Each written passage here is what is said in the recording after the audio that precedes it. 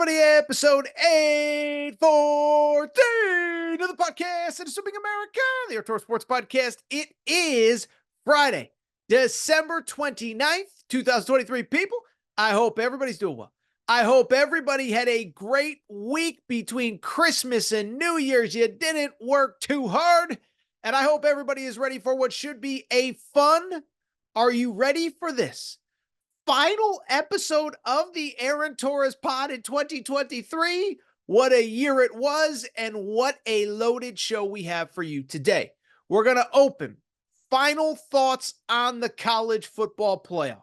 I know I gave you my official picks on Tuesday. I got some more stuff that I just want to get out. And I actually think one game, I said I thought it was going to be close. The more I think about it, the more I actually think it could be very one-sided.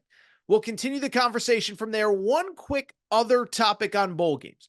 We are now at the point where we're kind of right in the heart of bowl season. Some are good, some are bad. And I keep hearing all these stories and articles and conversations. How do we fix and how do we save bowl season? I think we're actually asking the wrong question. I'll explain that. From there, quick break, really fun interview. I think you're going to enjoy this. Joshua Perry works for NBC Sports. He played at Ohio State for Urban Meyer. He does that NBC Saturday night game. And we have a very fun, about 35-minute interview talking about all sorts of things. What happens if Ohio State loses tonight in the Cotton Bowl? What happens if they win? Michigan. He has some interesting thoughts on the Harbaugh NFL stuff. Oh, by the way, Nebraska. He tells some good Urban Meyer stories, et cetera, et cetera. So we got ourselves a busy show, busy Friday, busy final show of 2023. And with that said, there is no more time to waste. So let's get to the topic of the day. And the topic of the day, bluntly, it is time to put the finishing touches, the final bow on the college football conversation. If you listen to Tuesday's show, I did give my official picks, but I've just, listen, I've spent the last 4 or 5 days thinking about these games. Obviously, all 4 teams have had press conferences. We've seen some of the media availabilities. We saw Nick Saban and Jim Harbaugh hanging out with Mickey Mouse at Disneyland. And I'm here to tell you, I just want to give you my final thoughts on the college football playoff going into the weekend. From the Michigan-Alabama perspective, okay? If you listen to Monday's show, I said I do like Michigan to win a close, low-scoring game. I think the final score I gave out was 24-21. Well, I've been thinking about this game a lot. And I actually think, and I'm either going to look really smart or really, really, really dumb when I say this, but I think Michigan, the more this game goes, we get closer, the more I actually think Michigan is going to win, and I think they're going to win convincingly.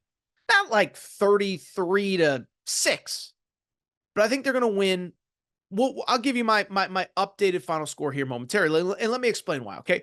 So when it comes to Michigan, first off, it feels like every single person I hear is picking Alabama. I said it before, I'll say it again. Every year, there is one college football playoff game that does not go to plan, that everybody is on the same side, everybody has the same opinion, and it goes the opposite way. Last year, it was TCU versus Michigan. I don't remember anybody saying that TCU was going to give them a game, let alone win. TCU wins. The year before that, remember, Michigan played Georgia, and everyone said it's going to be close, it's going to be competitive, it's going to be interesting. Michigan gets blown off the field. And the year before, if you remember, Clemson was a 2-touchdown favorite against Ohio State. Ohio State won outright. So one, I have yet to hear anybody besides me make the compelling reason, the compelling argument why Michigan is going to win. And I think it comes down to a few things. First off, I think a lot of people are rightly questioning, how does Michigan move the ball against Alabama? Alabama has an elite defense. The Michigan offense struggled as the competition got tougher. What do they do, and how do they have success, or do they not have success? And I think that's why a lot of people like Alabama, because a lot of people really do believe that Michigan ain't going to be able to move the ball on Alabama's defense. To a degree, I certainly get that. I don't think Michigan has the most dynamic wide receivers. Blake Corum hasn't seemed to be himself. And J.J. McCarthy did struggle down the stretch. But one, J.J. McCarthy was banged up. He's kind of hinted at it. I don't really know how much has come out, but he was banged up late. That's not an excuse. Late in the year, everybody's hurt, but he will be healthier. And I also think it's notable. He did play his best football with Jim Harbaugh on the sidelines. Now, I think you can argue that, well, I mean, he also played his toughest competition without Jim Harbaugh. Was it really Harbaugh or was it really the competition?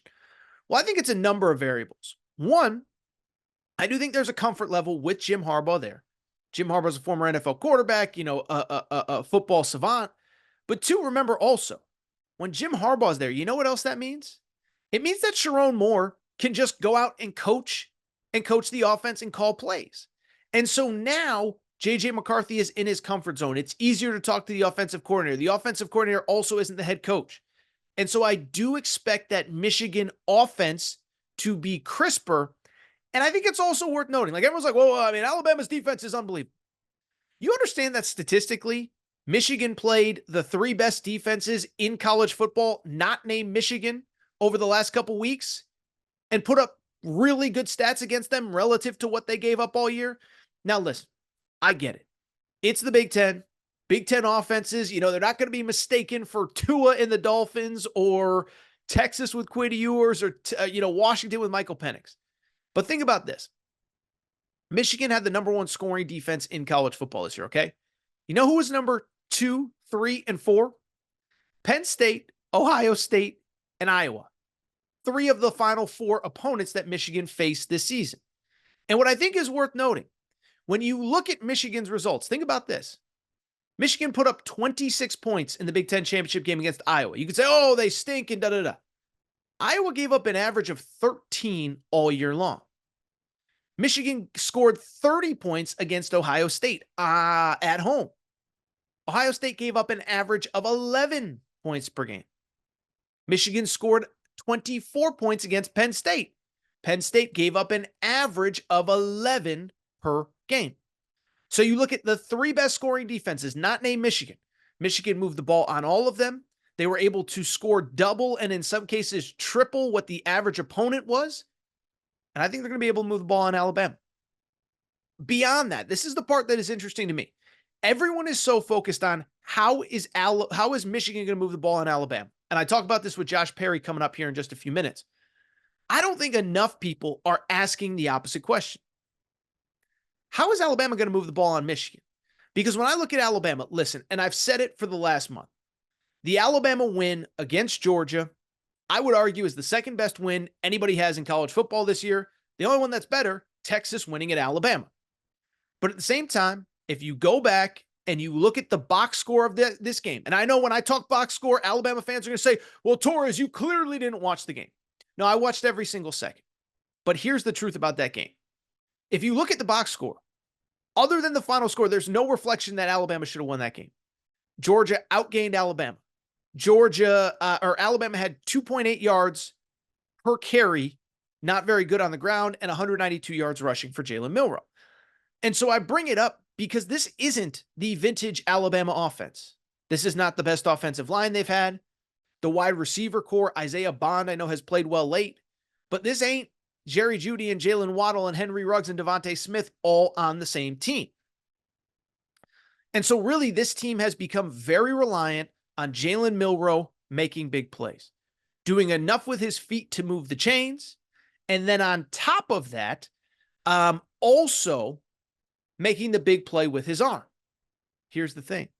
You know whose defense is as good as anybody's at stopping explosive plays? It's Michigan. Now, again, I know you'd argue Michigan didn't play really good offenses this year in the Big Ten. I'm not going to fight that. But at the same time, Alabama isn't Texas. They're not Washington. They're not super dynamic. They do rely on Jalen Milroe doing enough to move the chains, and then that big explosive pass play, I don't know if it's coming. Michigan was number 3 in the country in fewest plays of 10 yards allowed, and second in the country of fewest plays of 20 or more yards allowed. They don't give up big plays, and I don't know how Alabama moves the ball on them.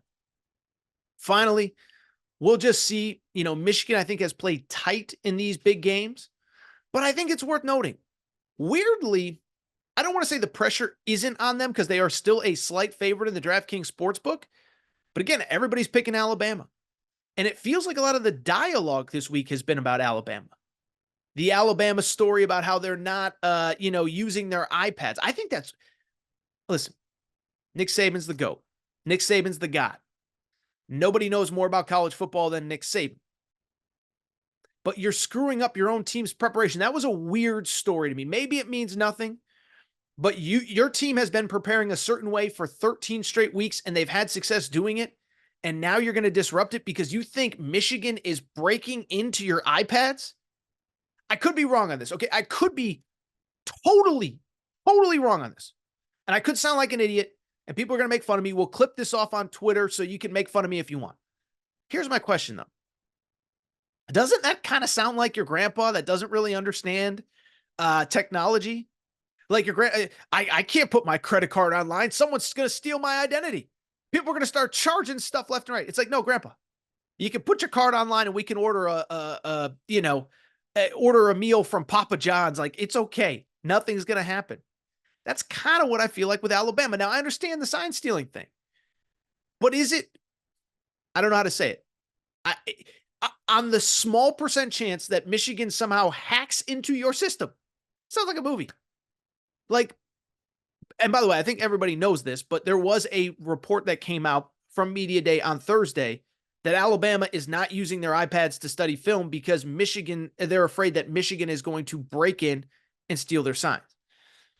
I'm just here to say, I think that it's weird that you have planned and prepped one way for 13 weeks and now you're upending it. I like Michigan to win this game, not just for that reason, for the reasons I mentioned. I said 24-21. I'm going to go 24-14. I think Michigan wins this game, and I think they win it pretty convincingly. By the way, we'll have fun with this one. I'm either going to be really right or really wrong. Really quickly on Washington, Texas. Bluntly, not much has changed over the last couple of days. I like Washington to win this game, and it's for all the reasons that I said. One, first of all, you look at these two teams, they're both playing really well. So this isn't a knock on Texas. It's not to say Texas is overrated. I've already acknowledged I was dead wrong on Texas and Sark and Quinn Ewers coming into the year. But I do think that the discourse on Washington is a little strange to me. One, I saw it this week. I don't know if people are really saying this. Are people really saying Washington is like TCU last year? Because if they are, that's the dumbest thing that I have ever heard in my life, period, end of story. Just because they both have purple uniforms, they are nothing alike. Washington has a first-round NFL quarterback.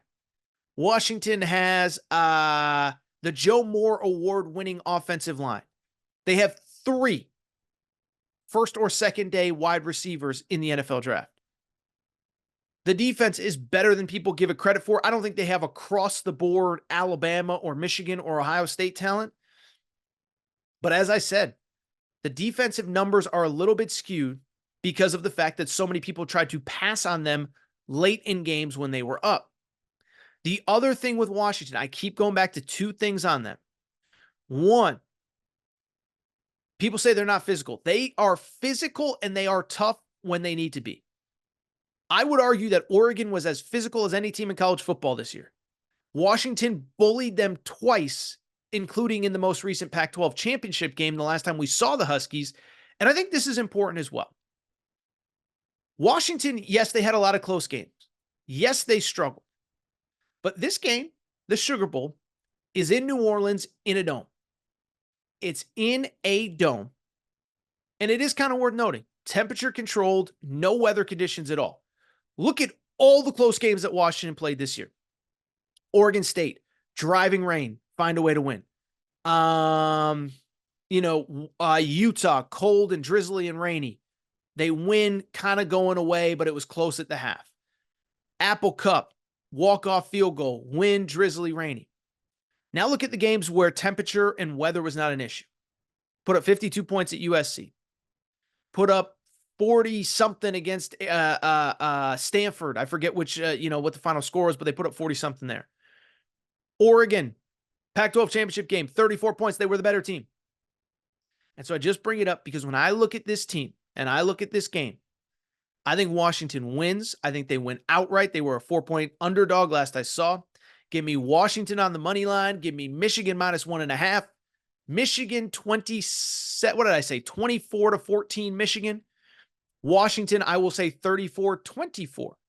And we get a Michigan-Washington, a future Big Ten championship game for a national championship this year.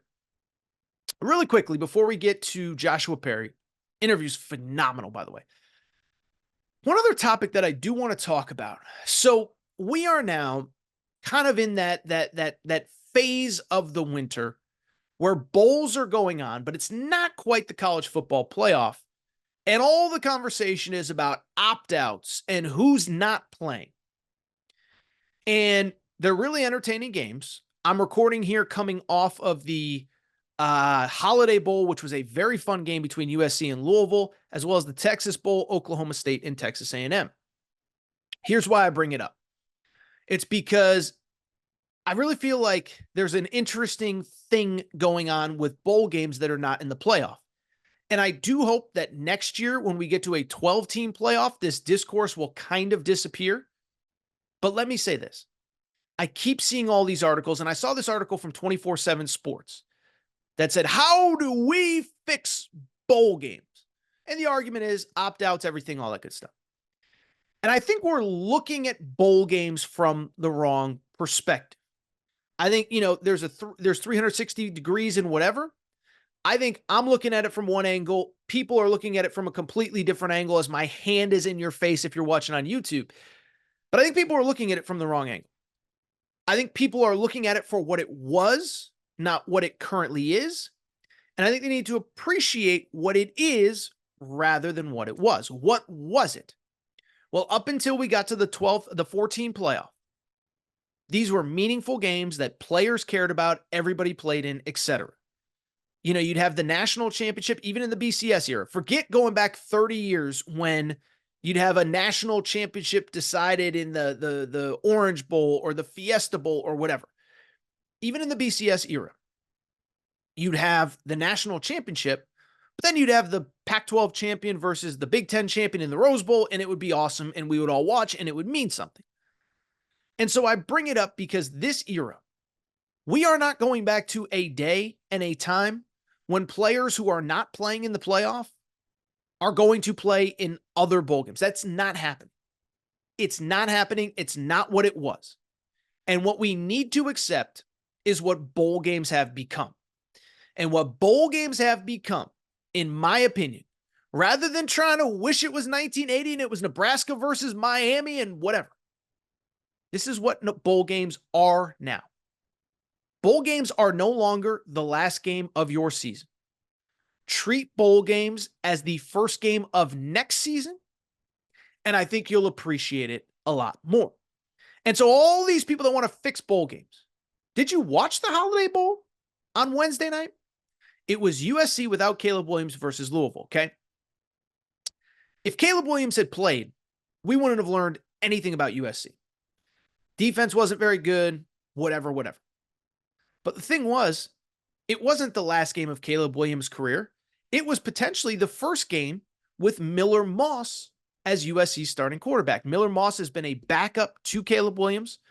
He was actually there under the previous coaching staff, stuck around, did not transfer. And he was awesome. 6 touchdown passes in the win over Louisville. And now all of a sudden, a USC program which has taken nothing but one gut punch after the other,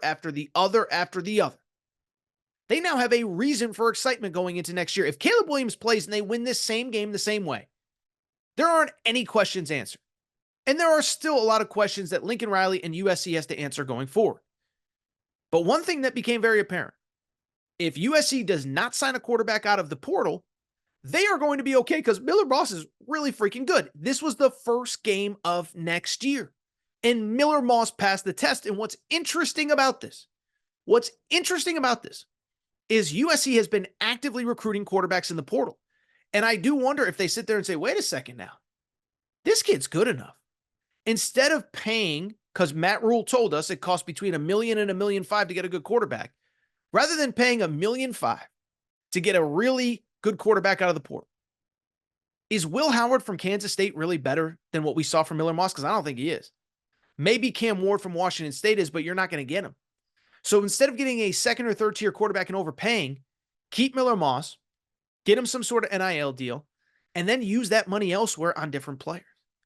It's the same across the rest of college football. Think about some of these other games. Ohio State. Don't treat it as the last game of the 2023 season. Treat it as the first game of 2024. I guarantee you, Ohio State fans, and I know some of you are listening, you're more excited to see Devin Brown in this game than you would have been if Kyle McCord was still the quarterback. If Kyle McCord was still there, it's the season's over. We stink. Who cares? This isn't the guy. Now you get to treat this as the first game of 2024. What do we have in Devin Brown? Is he the guy that's going to rally this team? Is he the guy that's going to hold this team together? First game of next year, not the last game of this year. Now, I know some people say, well, what about Florida State? Well, what about Florida State?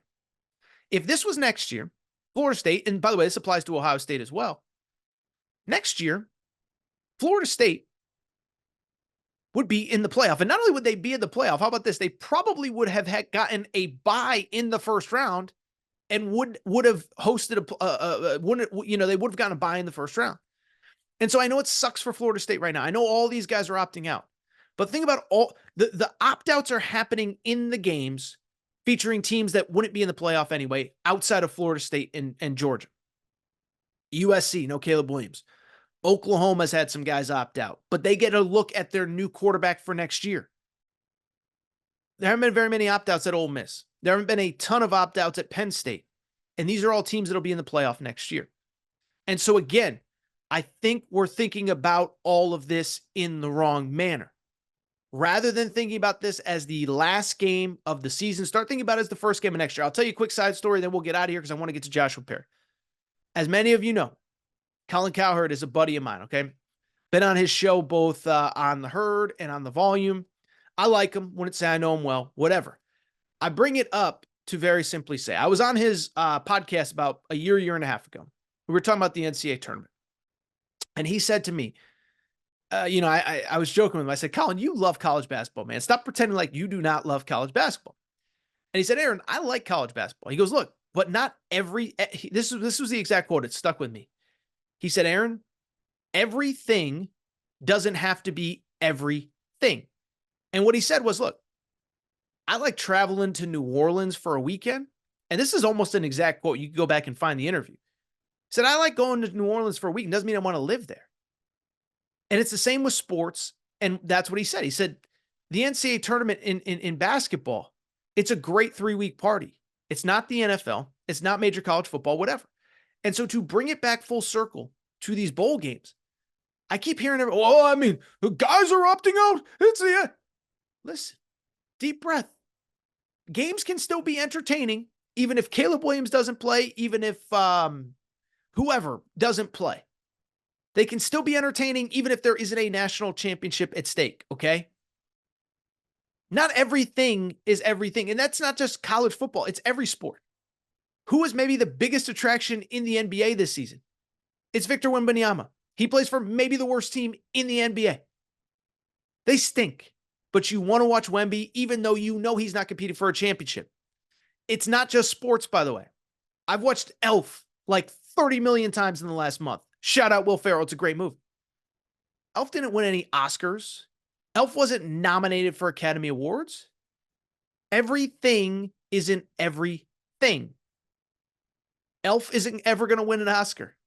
The Holiday Bowl doesn't have to be the national semifinal. Doesn't mean it can't be entertaining, and it doesn't mean that bowl games can even be fixed at this point. We get a 12-team playoff next year, and what we have to accept is the teams that aren't in the playoff, guess what?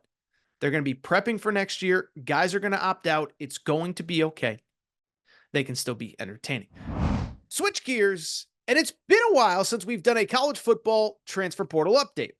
Now, the reason why has been pretty straightforward. It's been a quiet couple days, both for me, kind of from the recording side of things, but also from the recruiting side of things as well.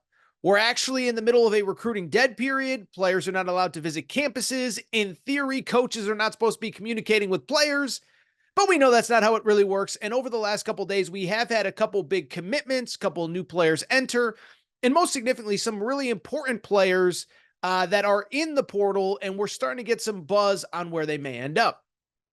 So let's go ahead and dive in. And I know it's been a while since we've done one of these because we haven't talked about Walter Nolen committed to freaking Ole Miss, okay? So if you somehow missed this, on Christmas Eve day, so the 24th, almost a week ago now, Walter Nolen, the number one player in the portal, in my opinion, committed to Ole Miss.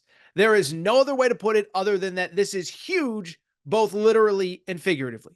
Walter Nolen was the number 2 player in the high school class of 2022, behind only Travis Hunter. Goes to A&M for 2 years, and while I know a lot of guys have not lived up to expectations at A&M, you can't say that Walter Nolen wasn't a stud while he was there. 8.5 TFLs this year, 4 sacks, 290 pounds. He's playing on the inside. He's playing more to the outside. But the bottom line is this kid has been as good as advertised. And when he entered the portal, you expected all the really big names to get in the mix. Visits Oregon, ends up committing to Lane Kiffin and Ole Miss. Couple quick thoughts here. One, it's an unbelievably huge commitment for Ole Miss. And I will say, I do think it's kind of funny from this perspective. I think it's funny because if you remember when NIL first became a thing and that 2022 recruiting class, who was the guy that was most vocal about Texas A&M doing some things that he thought were unscrupulous, not quite right, not very good? It was Lane freaking Kiffin. He was the one that said that Jimbo Fisher and Texas A&M needed a salary cap because nobody else could compete. And so it's funny that, one, he got maybe the most high-profile player out of that class to Ole Miss, but two, it is clear that in a credit to Lane Kiffin, under the current rules of NIL, he has rallied that fan base, and he has done a really good job restocking through the portal. And right now, Ole Miss has the number 1 portal class in America. You go ahead and look, that portal class is unbelievable. Walter Nolen, number 1 defensive lineman in the class. Tyler Barron, who was the best defensive lineman at Tennessee. How about that? Lane Kiffin sticking it to his former school. You have a situation where Juice Wells, maybe the top wide receiver in the portal. I'd put him number 2 behind Will Shepard, who committed to Colorado. But Juice Wells is going to Ole Miss. You had the edge rusher from Florida going to Ole Miss. And so when I look at what Lane Kiffin has done, something stands out to me. We are, first of all, top, I think he's like final college football playoff poll. I think Ole Miss was 10 or 11. But I bring it up because as we go to a 12-team playoff next year, I think Ole Miss is really ramping up to have a team that is good enough to get there and potentially win games. Now, are they going to be better than Bama or Georgia on opening day next year? I don't know. But what I do know is you don't have to be next year. It's a 12-team playoff. I think Ole Miss is going to be really good. Jackson Dart, their quarterback, is going to be back. They have a lot of talent on the edges at wide receiver, at running back with Quinshawn Judkins. Credit Lane Kiffin for the biggest portal win of the offseason so far. I want to go, I'll get to some more commitments in a minute, but what I want to do now is switch gears, sort of, because we're going to hit kind of a theme here as we go forward. We just talked Walter Nolen, former 5-star who played 2 years at Texas A&M, and I want to talk about the new best player in the portal right now, Evan Stewart, a former 5-star who played 2 years at Texas A&M. While Walter Nolen was the number 1 defensive lineman in that class, Evan Stewart was the number 1 wide receiver. Comes to Texas A&M, and unfortunately, he got Jimbo'd, okay? That offense was abysmal. It was so bad. Even the last couple weeks when Jimbo Fisher got fired, you could tell they opened it up more. But either way, 53 catches as a freshman 2 seasons ago. 39 catches this year, 4 touchdowns. Now, it's unfortunate. Did get a little banged up. Now, the last game or two, we could call it an opt-out. We could call it whatever. He didn't travel with the team to LSU. Certainly didn't play in a bowl game. But he entered the portal a few weeks ago, and he was a very interesting name to keep an eye on because I would argue, right alongside Walter Nolen, he is probably the best player to enter the portal. What's especially interesting about Evan Stewart is because of how his high school recruitment went, a lot of people thought that it was going to be maybe Texas, who was number 2 in his recruitment. He almost committed to Texas out of high school. Or maybe Alabama, which clearly needs help at the wide receiver position. And he also had a great relationship with Alabama out of high school. I bring it up because it doesn't appear as though that's how it's going to happen. Pete Nakos, who does a really good job for On3, basically said those two schools right now, as of about 24 hours ago, are not in the Evan Stewart race. The 5 schools that Pete referenced, and I've talked to Pete once or twice, really plugged in guy, sharp kid, etc. He said the 5 schools are Oregon, Ole Miss, USC, Tennessee, and Florida State. Now, what's interesting to me about those schools is 2 things. 1, no Bama, no Texas. But 2, what's also especially interesting is this, is the idea that Evan Stewart is a kid that he has said this in interviews, or it's been inferred in interviews. NIL is not going to be the focus of his decision. What's going to be the focus is, as a third-year junior next year, he wants to go someplace where they are going to put the ball in his hands and put him in a position to reach his potential and get drafted. Okay? Don't blame him. That's what every high school player's dream is. And a player of his high profile, you'd think that he would want to be a 3 and done, go to college for 3 years, go pro. I bring it up. That list is interesting from this perspective. Ole Miss, okay, makes sense. Oregon with Dylan Gabriel, makes sense. Those other 3 schools, though, USC, Florida State, Tennessee, we don't really know exactly what's going on at quarterback at those schools. USC, obviously Miller Moss had a great bowl game the other day, so maybe they make sense. Maybe if you can sell Evan Stewart that Miller Moss is the guy and you're the number 1 receiver, that's kind of interesting. But I don't know that even Lincoln Riley knows right now if he is going to continue to pursue quarterbacks in the portal, but he has so far. Beyond that, Nico Imamama-Leve. I butchered his name. Obviously, I'm so sorry, Tennessee fans. I'm so sorry, Nico. But the 5-star quarterback, he's getting his first start in the bowl game. But do you want to go to Tennessee and put your career in the hands of a quarterback who will have started 1 game? Same with USC. And then Florida State, it looks like it's either going to be Cam Ward or DJU. And I like DJU. It's not a knock on DJU, but if it's DJU, if it's DJ Uiagalelei from Clemson and Oregon State, I'm just not sure that's the quarterback that I'd want to put my future in if I was Evan Stewart. Not my decision. Don't really care. Whatever he thinks is best for him, I'll support it. Like he needs my support, like he cares, like he knows who I am. But I bring it up to just say, this is a very important decision. I would not go somewhere unless I knew for darn sure who the quarterback was and confident in that quarterback situation. Let's keep it going. A couple other big names in the portal. Damani Jackson, yet another 5-star from the class of 2022. He is a cornerback. Very interesting story with him because he was a player in high school. It looked like it was coming down to Alabama and Michigan. He was the number 1 corner in the class of 2022. So we're noticing a theme here, right? Number 1 defensive lineman, Walter Nolan. Number 1 wide receiver, Evan Stewart. Number 1 cornerback, Damani Jackson. Down to Alabama and Michigan. Then Lincoln Riley gets hired. He's from Southern California. He commits to USC. And obviously it didn't work out because USC's defense was terrible over the last couple years. I might have mentioned it at some point, but I actually remember watching a game that he was playing in. And I remember sitting there saying, I wonder what that kid must be thinking. Thinking he's going to come to USC. They're going to revitalize the program. He's going to be a 3 and done, go pro, whatever. Well, now he's through 2 years. It's not really working out. He enters the portal, and it looks like it's going to come down to Alabama and Michigan. By the time you listen, maybe he'll have committed. Maybe the winner of Alabama, Michigan in the college football playoff will get Damani Jackson on their campus. I don't know. But what I will say is, listen, for this kid, again, I'm not here to tell kids what they should do or what makes sense, what doesn't. Those are 2 pretty good schools, though, right? Nick Saban is the greatest defensive backs coach probably in the history of the sport. Jim Harbaugh, if he stays at Michigan, nobody produces more pros. I don't want to say nobody, but few programs produce more pros than Jim Harbaugh at Michigan. So we'll see what happens there, but it appears as though it's those 2 schools. And obviously, I think it's worth monitoring what happens at Michigan. Because if Jim Harbaugh goes pro, is that a school you want to be tied to? Wonder if that would give Alabama the favorite spot there. A couple other players, KJ Jefferson, quarterback from Arkansas, it appears as though is leaning towards Central Florida. UCF, think that makes a ton of sense for him. He's kind of a dual threat guy. Gus Malzahn runs a dual threat system. You're in the Big 12. I think he could be really good there. Also worth noting, Nick Scouton, the #1 Big Ten player in terms of sacks, led the Big Ten in sacks, 10 this past year. He just entered the portal. He is from right down the road at Texas A&M. You wonder if Texas A&M is in the mix there. And let's quickly wrap with some commitments since the last time we spoke.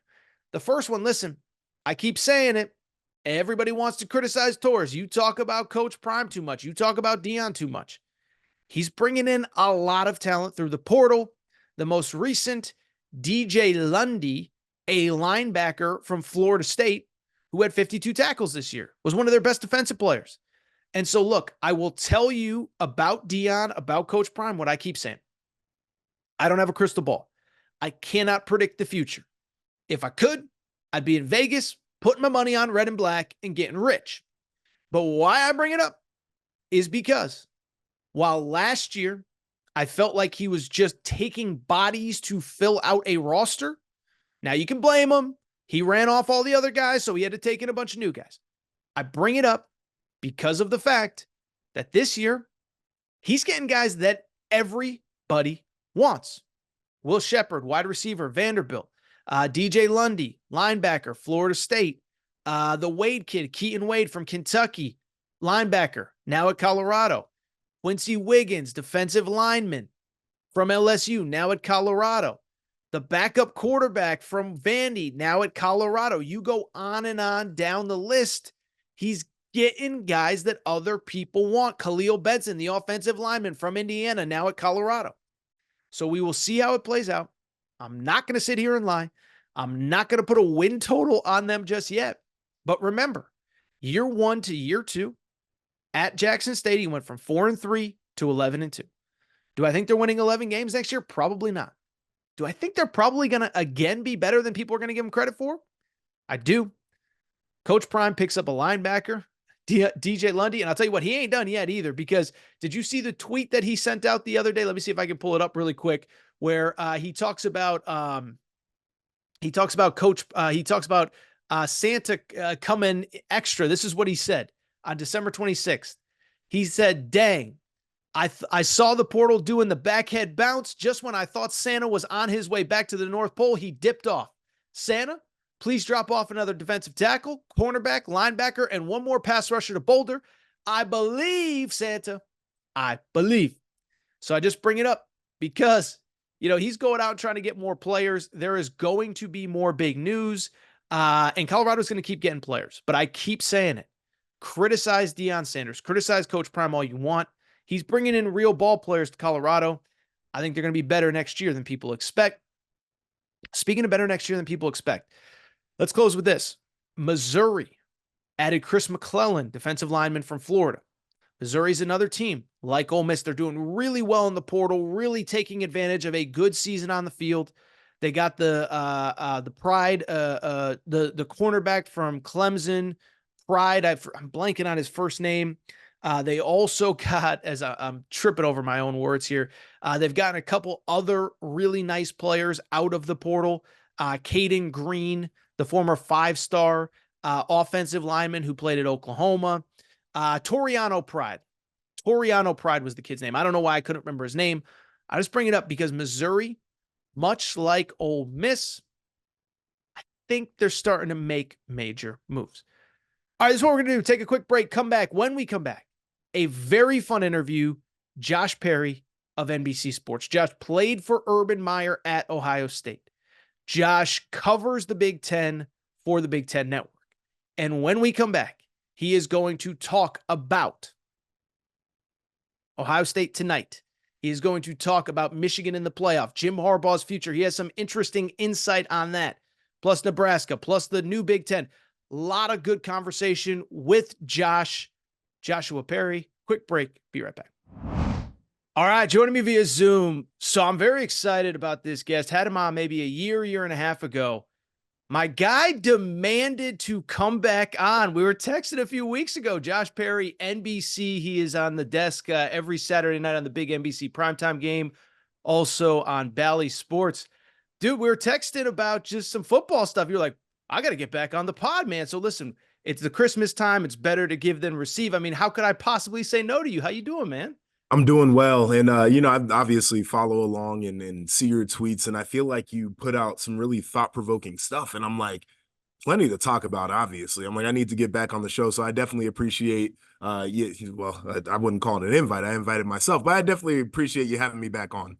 I appreciate your interest in coming on, and I appreciate you calling me insightful because there's a lot of other people that use a lot of different descriptors to describe me. But listen, I love college football. I love college sports. And I'm one of those people, and I probably should be better at this. And I've talked about this before. I just kind of use social media in real time just to share my thoughts on what is going on in the moment. And sometimes it makes me look really good. Sometimes it makes me look really bad. Before we get into it, because I actually have one of those social media thoughts that I want to share with you momentarily. But first of all, I would ask, how did year one with NBC go? Because obviously it was about a year ago. We find out, probably 18 months ago, whatever, that we find out the Big Ten has this crazy new TV deal. It's a Fox, NBC, CBS deal with NBC getting that big primetime game. And obviously it was year one. I think next year with the new teams, there's going to be even that much more excitement. But just year one, you, NBC, the whole crew that you guys put together, how much did you enjoy it? I thought it was a ton of fun. First off, I think it was a wonderful crew that we put together, and everybody working behind the scenes on the show really made that thing go. And week by week, I thought we took steps forward too, which is something I really appreciated. So I'm excited about where we can head next year. And you mentioned the new teams coming in.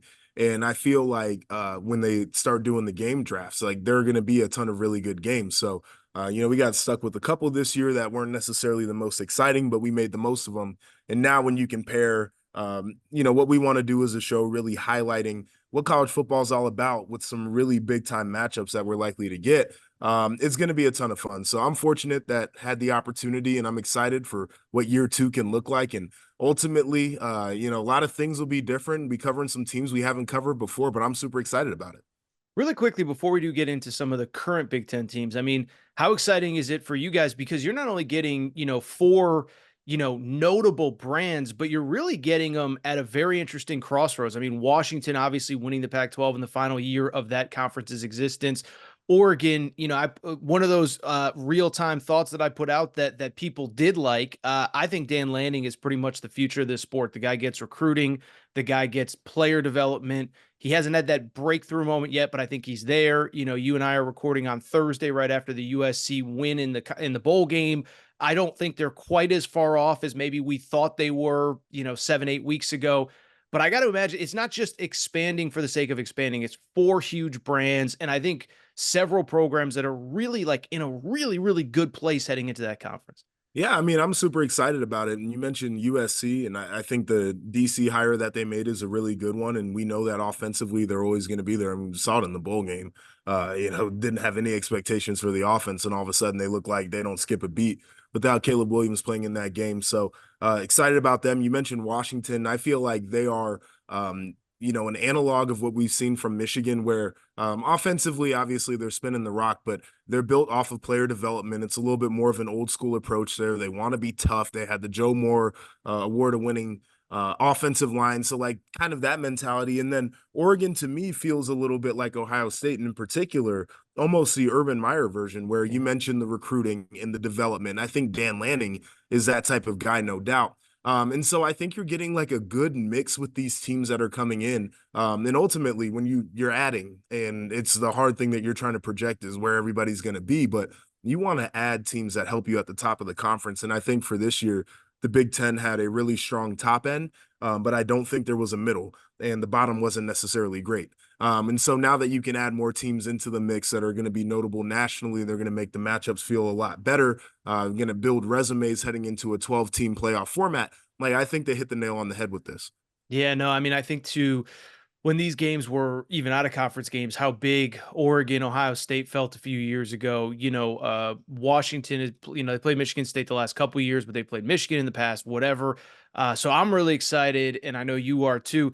All right, so let's get to some of these bowl game matchups. And I mentioned my, pseudo hot takes that I kind of just put out there sometimes. So you played at Ohio State, you played under Urban Meyer. Obviously, you're still very close to the program. You cover the league on a day-to-day basis. we're getting ready for Ohio State, Missouri tonight in the Cotton Bowl. Okay, so listen, nobody's getting fired off of a win or a loss in a Cotton Bowl. I get that, but the way Ohio State season ended, and my real belief is, it felt like after the anger of the initial loss happened, it felt to me like all of the blame went on Kyle McCord, the now former quarterback. And I'm not saying he's Justin Fields, I'm not saying he's CJ Stroud, but I bring it up because I kind of feel like for a quote unquote meaningless bowl game, I kind of feel like it's important for Ryan Day to show some development of the offense, for Devin Brown, who could not beat Kyle McCord out for the job in the fall, by the way, to show that like he is the future of that position. Am I crazy to think that it's going to at least be a very long offseason for Ohio State if they can't show some improvement in this bowl game, especially on the offensive side of the ball? I don't think that would be a crazy thing to say. And I do know that the Ohio State players and coaches are really invested in this one. I think they want to end this season off the right way. And I think that there are a lot of guys, too, who could have opted out that are, guys who are looking at the NFL that have decided to play in this game and haven't made their decision about their future as well, which I think is an intriguing point because a lot of the conversation after losing to Michigan for a third time in a row is that there's a culture problem at Ohio State. And I think that this flies in the face of the culture problem is guys want to come back and they want to finish the job. But I think a lot of that does hinge on Devin Brown. Like, I think it's a lot easier to come back if you feel like you've got the quarterback of the future playing there. I think it is a lot easier for these guys to go into the offseason if they feel like they had the guy in house because they haven't gotten a guy out of the portal, right? And so I think all of these things are really important when it comes to Ohio State. And they're facing a Missouri team that I think is a really good ball team. They got dudes on defense, got a quarterback who's spinning it around, a running back who's nationally prominent, wide receiver who's one of the best in college football as well. So there's going to be challenges all over the football field for them. But I think the idea of them being invested is 100% true. But for Devin Brown, he's got to go out there and he's got to show people why he was a guy who was at least in the mix on that competition early on. Now, I will say this last thing is I think the Devin was really neck and neck in that competition until about a week left in training camp. And then Kyle separated, I think, from the standpoint of he made safer plays than what Devin had made. I think Devin was trying to really impress and lost it there. But throughout the season, he was a dude that grinded. And I think there would have potentially been opportunities for him. But when you go on the road and beat Notre Dame, it's hard to say that's not your starting quarterback. Kyle's worst game probably came against Wisconsin, and Devin was banged up in that one. And so I think Devin was throughout the year still in this mentality that whether it was going to be at some point during the year or in the offseason, he was going to be a QB1 at some point. It is not to say that he's going to be better than Kyle or he's more talented than Kyle. Kyle obviously won that. But I do think that when you're a quarterback, you got to have a level of self-belief that is almost idiotic to a Sure. point.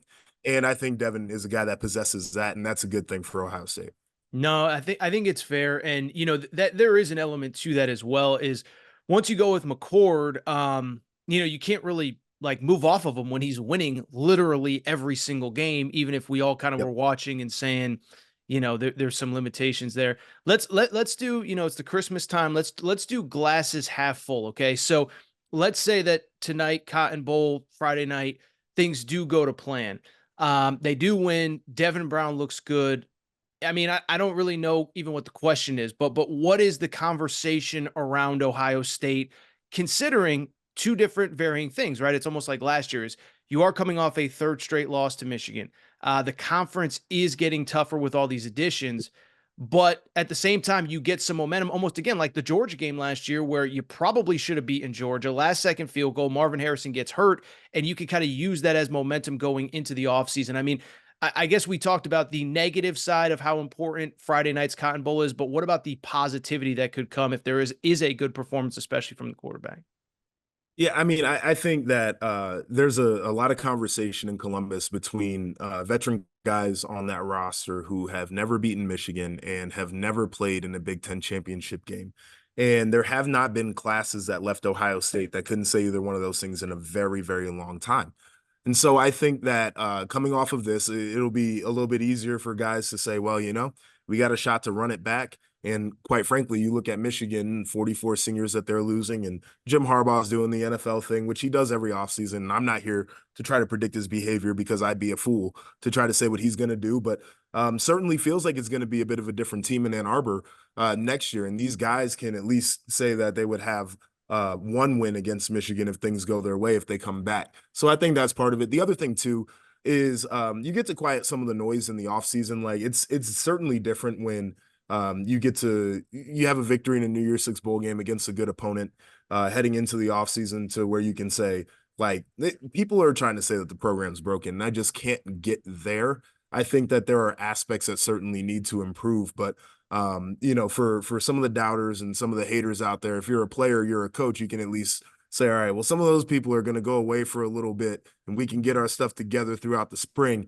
and then hopefully make a better impression once the new season comes around. So what I heard in that answer is Marvin Harrison is definitively coming back next year. That was what I just said. What you heard in that answer is he's the only guy who is definitively not coming back for next year. Yeah, no, I will say it is interesting. I mean, I've been just following the reports of the guys that have been there, and I guess he's been, first of all, he's with the team, which is, I think, a great sign of just the commitment that he has to those guys in that locker room. But I know Ibuka's playing. I don't know like anything's official on Travion Henderson yet, but it seems like everybody's practicing at the very least. So be very interesting to see them going forward. And from a narrative perspective, either one is interesting, but that is a game that I'm curious about. Let's switch gear. Let's go to the big one. Rose Bowl, Pasadena, and it's funny because as I was prepping for this, I almost did like put in the notes, like the question about Harbaugh. And then I was like, no disrespect to you and how hard you work, but I don't think anybody, like you talk to NFL people, college people, Michigan people, it's like, I don't think anybody really knows. Like, I think it depends on the job, what kind of money, it's funny as somebody who lives in LA, people keep linking him to the Chargers. I'm like, the Chargers were paying Brandon Staley $4 million a year. Brother, I played for the Chargers Okay, go my ahead. rookie year in the league, and they run that organization like it's a small business, and everybody else is running their organizations like they're running Amazon, Sure. right? Like they're spending money, and they're trying to figure out ways to cut costs. And like the only way they could get that thing figured out for Jim Harbaugh, in my opinion, is if they said, we're going to allow him to be the head coach and the GM so we can get two people for the price of one, a little bit of a discount on the GM side of it. But they're not built like that as an organization. They would not take that level of risk and give up that control to a coach. So all the people out there in LA think it's a real long shot. There's some other opportunities that it might make a little bit more sense for Jim Harbaugh, but I can't see the Chargers getting anything done. The way that they need to is not the way that they operate. Well, see, and that was my take as well, is like Brandon Staley made $4 million a year. Okay. So the latest report was Ian Rappaport. Harbaugh has on his desk a contract for 10 years, $125 million. And so it's like, so let's say the Chargers go crazy and they decide to double what they were paying their last head coach. That's a 33% discount for Jim Harbaugh, who, let's put aside, because I know sports media people love to talk about taxes in California. Like, let's put aside the tax brackets and everything like that, and let's just talk about the pride aspect of he's going to just to coach Justin Herbert, he's going to take a 33% pay cut. I don't see that coming. So I don't know if you have anything to add on the Chargers or anything else, but the point is, I don't think anybody, even Jim Harbaugh, really knows exactly what's going to happen these next few weeks. No, and I will say this too, is like taking that level of a discount is foolish. And I don't think Jim is a foolish person, but I also know that he's not solely motivated by money. So the idea of what he might get one place versus another, I'm not exactly sure is going to be as big of a factor as it would be for other coaches there. And then the jump to the NFL too. Always in the back of my mind, I think about what you have to do, especially nowadays as a collegiate coach, where you're trying to manage NIL and you're recruiting year round because of the portal windows, and high school recruits are so finicky nowadays. And, you're chasing guys to class and all of the different things that happen versus being a professional coach where you get to be a ball guy and you just get to coach. And there is a question about, does he appreciate, and he's trying to change college football. If you listen to the things that he said and things that he's done before too, the satellite camps, and we can link the one-time transfer back to Jim Harbaugh in many ways. Does he value having that voice there where in the league he can't affect change like that versus lifestyle? Of course, Sure. when you're an NFL coach, like when you get to take your vacation, it's a real vacation. I know some college programs, man, you get that 2 weeks in the summer and something happens and all of a sudden coach is calling you and you're on the beach and it's like, hey buddy, you got to get back here to the facility. Like you're not Hmm. getting that full vacation. It's a very intriguing dichotomy between being a college coach nowadays and what a pro coach has to do. And I don't know if that's ever a factor for him or not. Yeah, it was funny last year. My wife and her family and my family, we all take a big trip at the end of the summer. And I bring it up because I know nobody wants to feel sympathy for the $8 million a year head coach, but it was like day 6 of the vacation. Everybody's having a great time. And I was thinking, like, and I asked her, I said, somebody paid you, I think I said 8, but like 7, $10 million a year, whatever. But you could never be away from work for more than like 2 consecutive days. Like, you could never take more than a long weekend. Would you do it? And it was like an interesting, dinner time debate in the heart of our vacation of like, money's great, but the lifestyle isn't. And I bring it up because of the college lifestyle. And I think it's interesting. The last thing on the Harbaugh NFL stuff, the one thing that I haven't heard a lot of people talk about, if you go back to last year, um, he first of all, he did interview with the Vikings a few years ago. I don't think Yep. anybody thought that was like an amazing, opportunity. And last year, he at least spoke with the Carolina Panthers before they even had the number 1 pick. Spoke with the Denver Broncos when I think most people thought that was sort of a dead end job for the reasons we've seen the last day or two with Russell Wilson. So I just bring it up because I think there's a lot of coaches that, like, if they were going to make the jump, would only go for that like tier 1 built to win. I don't think he like, and let me ask you, you probably spent some closed door meetings with him. I don't know how much you could share, but I think he strikes me as the kind of guy that has the confidence that if one of those 32, opportunities presents itself, I can take any one of them and make them great. Is that fair to say? Yes, it is. He's self-confident. I think he's a really good ball coach. And I think he understands what his identity is and what it takes to be a winner. And he's won in the NFL, he's won in college. And so I think he's very much one of those coaches who says, as long as we stick to this plan, it might take a little bit longer at some places than others, but we can figure out how to be a good ball club. And so I think that's a really valuable point that you brought up, where it doesn't have to be the perfect situation, super ideal. I think he'd probably want to be in a place that maybe doesn't have like, a cap hell situation. But outside of that, like he'll take any roster and he'll get those guys motivated, ready to play some ball. Fantastic on the field. I just shared my thoughts before you came on. I'm curious for yours, Alabama, Michigan, obviously that 5 p.m. Eastern Rose Bowl on Monday afternoon. Yeah, it's I think this is gonna be a phenomenal ball game, first and foremost. I think that Michigan is a very good football team that's played consistent ball throughout the year. I also think that they exposed some pimples later in the year, maybe more than we thought that they had. Part of it is JJ McCarthy and his production throwing the football. And you could look at the last 4 games, didn't throw for like more than 150 yards in any of those games, and had 1 touchdown and 1 interception. And I think it is the fact that he's a guy who um, I think in that system, they like to have the run game going first, and then they allow him to do his thing.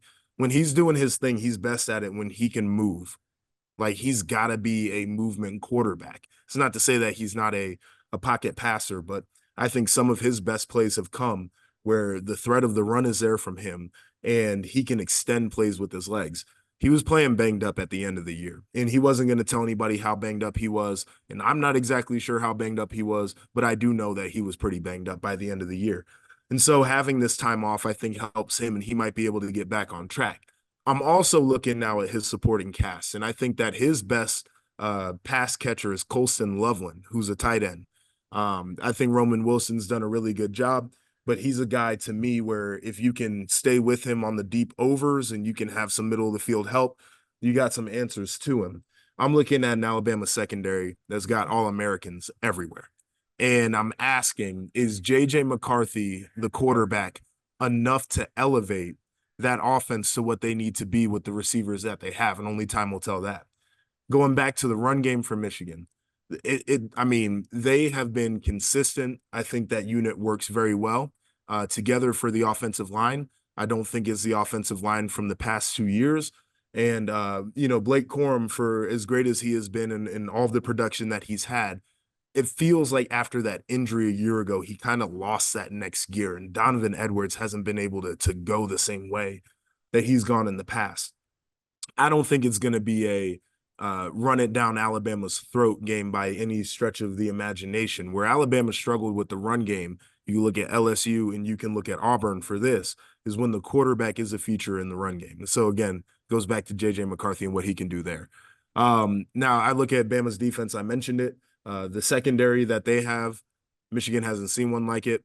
The edge rushers that Alabama has, Michigan has not seen anything like it. And toward the end of the year, we found out that they're susceptible on the edges. So it's going to be a battle. It's going to be a battle. And I think Bama defensively has an edge, but I think what Michigan has done really well throughout the year is they can design the hell out of plays. They shift and they motion and they design. And they're going to need to be able to do that because Alabama, you can take the edge off of them because that defense needs to communicate a lot to be successful. And if you're showing different pictures, they got to play it more simple. Now I flip it over to the other side. Jalen Milroe, I don't know how you prepare for a guy like that. And I know that they've got Alex Orji as a backup quarterback at Michigan. They said he's doing a good job giving them looks. And the thing that I've learned as a guy who's played on defense is you can have the best scout team quarterback in the world, but when you're playing a player with the skill set of Jalen Milroe, there is always an adjustment period when you get in game. He's big, he's strong, he's fast, and he can throw the deep ball.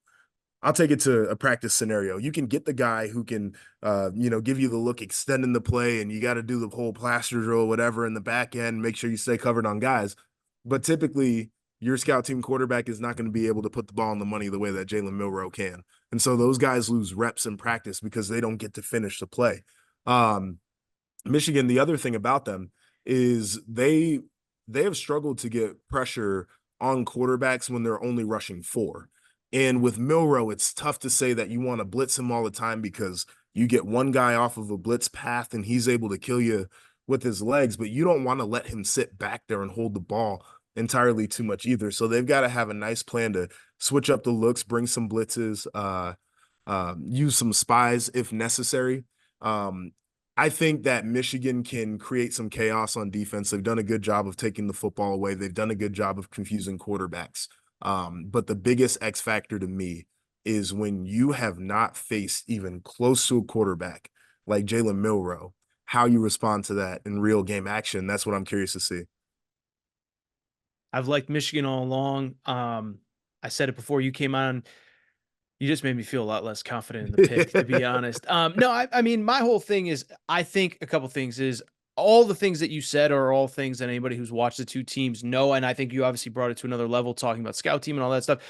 My thoughts on Alabama are like, listen, Saban's a god, and I do think like the cliche, but I think it's true. This was his best coaching job. You go to week 2, week 3 versus week 12, week 13. Yep. My only thing is a couple things is one, everybody talks about the Michigan wide receivers, can they get separation against this Alabama secondary? But the counter is, Alabama's wide receivers haven't really stepped up either, but it's also not a great group. Yeah. And that's how I feel. Like people are comparing it, and I haven't seen it a ton, but these two teams played in a bowl game about 3-4 years ago. And that was like the Jerry Jeudy, Devontae Smith, Jalen Waddle ain't walking through that door. Okay. But the other thing is that as great as Alabama was the last 2 games, obviously everybody talks about the Auburn game. Okay. I get that. Thing with the Georgia game, people aren't really talking about. Georgia outgained Alabama. Mm-hmm. Alabama struggled to run the football effectively. I think they averaged about 2.8 yards per carry, and a lot of it was Milroe. And then they obviously don't pass the ball a ton. So I just think everybody is rightfully questioning Michigan's ability to move the ball on Alabama based on how they've looked. I don't think enough people have taken the time, and you know better than I do. I mean, Michigan's got basically NFL dudes pretty much everywhere, right? This isn't Alabama versus Cincinnati a few years ago, or no disrespect, like Alabama versus Michigan State when they play in the playoff. They got NFL dudes, day one dudes on defense. And I guess that's my whole thing is we spend so much time, how is Michigan going to move the ball? And I think Alabama themselves will struggle to move the ball as well. I'm there with you. That's why I said I think Milroe is the biggest X factor. Like I don't look at this Alabama offense and think that it's some of the offenses that we've seen in the past whatsoever. I've been very critical of the wide receivers the last couple of years. I don't think they've developed. I don't think that they've had guys in there.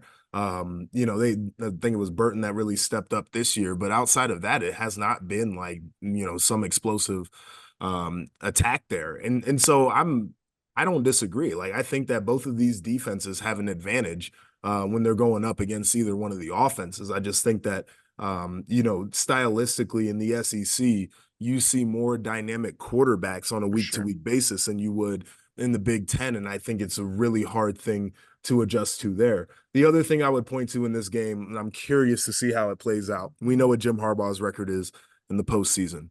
And I've always been a guy where I'm like, that's on Jim, right? Like it's on how you do your postseason plan, how you practice, all the things that go into it.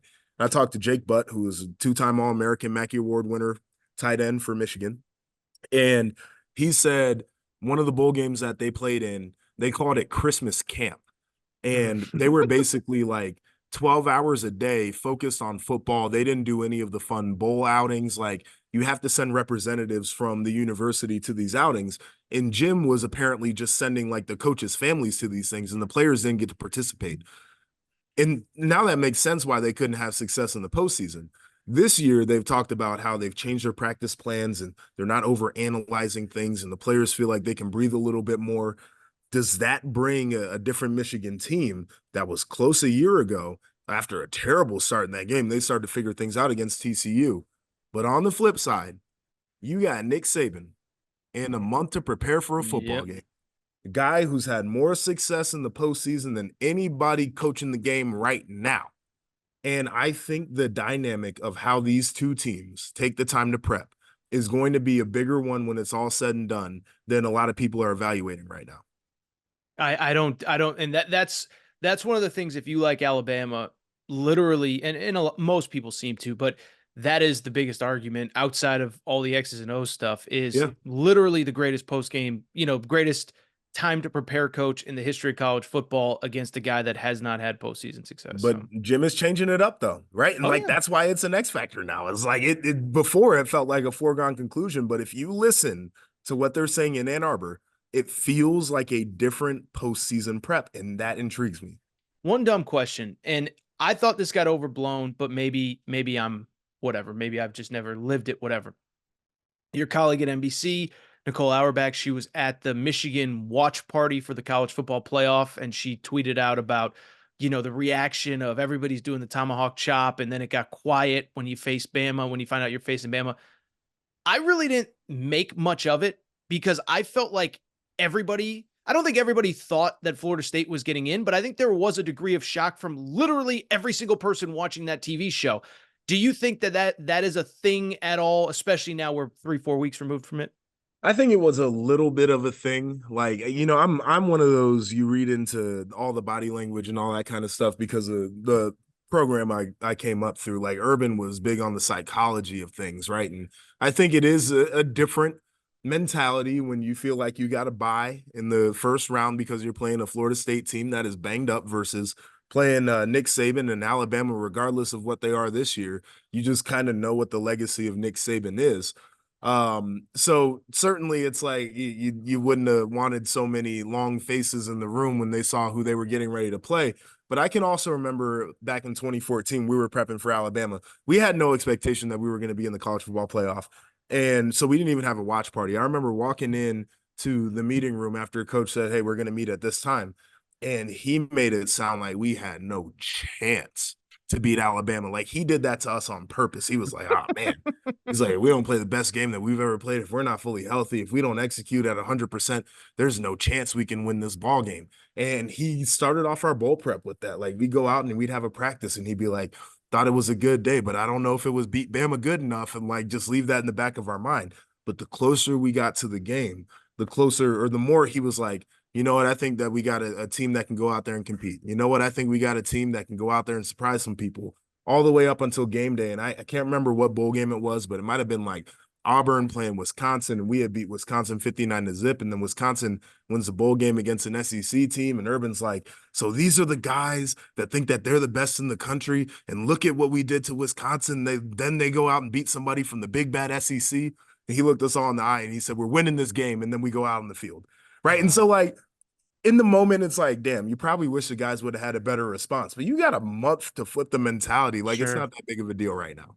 All right. So I do have two quick Big Ten questions, but you got to give us a good Urban Meyer. So, I mean, I find him to be one of the most fascinating guys. The first time you were on this show, you told the story of how basically the first day that he met you, he walked by you and said, you're not good enough to be here. I don't want you here. I don't like you, whatever it was. For people who don't know, Josh committed to Jim Tressel, but your freshman year was under Urban Meyer. You got to give us a story or two, man. I find the guy fascinating. So yeah, no, he's one of the most fascinating people I've ever been around. And it's funny because we started off that story that you just told, like that's how we started off. And I talk to Urban probably once a week now. Sure. He's been a great mentor to me, and I know that people have a lot of things to say about him, and certainly people's experiences vary with different people, but he really cares about the well-being of the guys that he's been around in the past. Now, I was telling this story to some of my colleagues earlier today, but Urban was the biggest hyperbole guy you could ever know. Like everything was the best he's ever seen or the worst he's ever seen, and there was nothing in between. And he did that a lot when it came to discipline. And so we had a couple of players one summer that were out drinking at bars, and they got picked up for public urination. And so he had to punish them. And he took them off a scholarship for the summer. And so he brings all of us into the team meeting room, and he's like, I just want you to know that we had to take these two guys off a scholarship for the summer because of what they did. He's like, and this is what you guys do. You do selfish things and you never think about how it affects other people, because now I've got parents coming into my office and they're crying, and mothers are crying, and you're ripping families apart. Now they got to take out loans to pay for their kids' school when they didn't think they were going to have to, because you guys want to go out on the weekend and act like idiots. And he had everybody in the room like, oh my God, my mother's crying because I can't do what I need to do. And like, that was one of the things he used to do with us.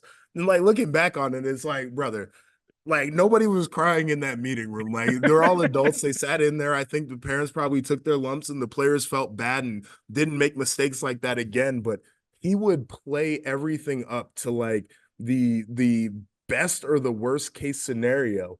And he would lean fully into it. And as a brainwashed like 20-year-old, I bought into everything he said.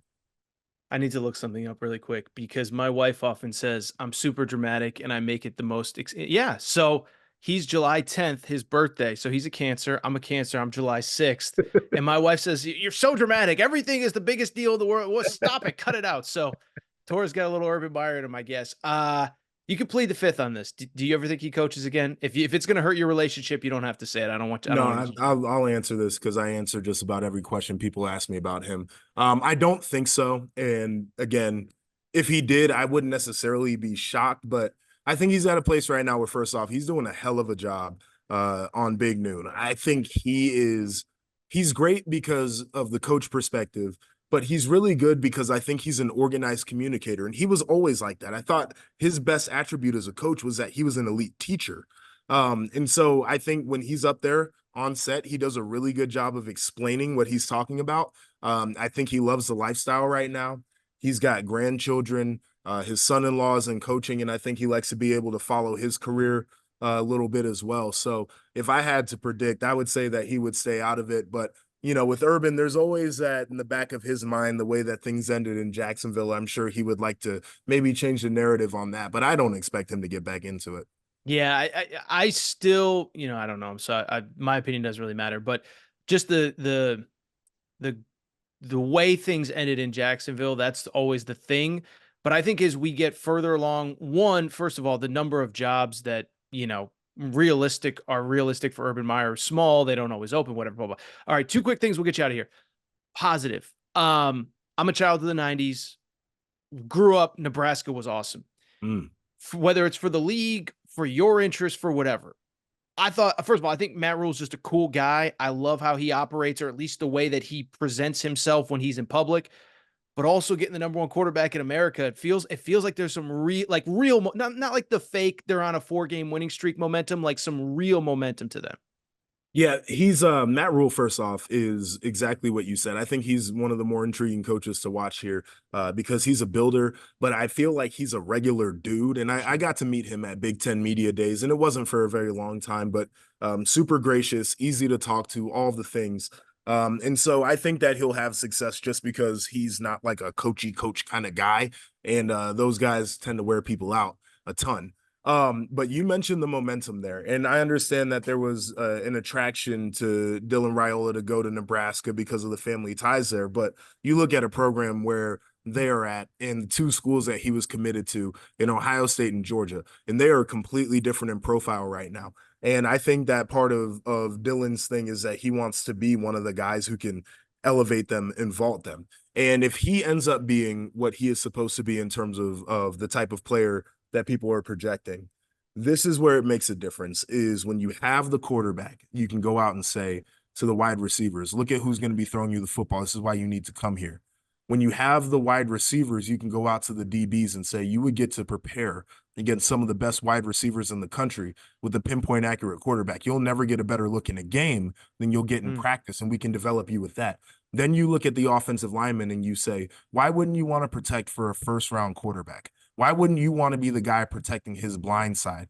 Then you go over to the defensive ends and you say, you want to learn how to pass rush against the best offensive tackles in the country, you're going to come here because you can develop. And you build a program off of the one cornerstone piece. You get to invite everybody else in because the quarterback is the attraction. So he's got to play well, and it's got to work out, and he's got to stay there, all the different things. But if it does, that could be the catalyst for all of the other pieces to come along. That 30-second, I'll clip it off and tag Nebraska football, because that should be the recruiting pitch to every single player in America. And I'm sure it is. These guys are paid very well to come up with this stuff. So Josh Perry, NBC Sports, and of course Bally Sports as well. Man, dude, this was really fun. I don't know why why I waited so long. You know, you were nice enough to invite yourself on. I know you got a lot of stuff even during the holidays. Dude, I appreciate this, man. Thank you for the insight. Enjoy the rest of bowl season. And we'll be watching everywhere you do your stuff, man. We appreciate you. No, I appreciate you. Thanks for having me on the show, and we'll do it again soon.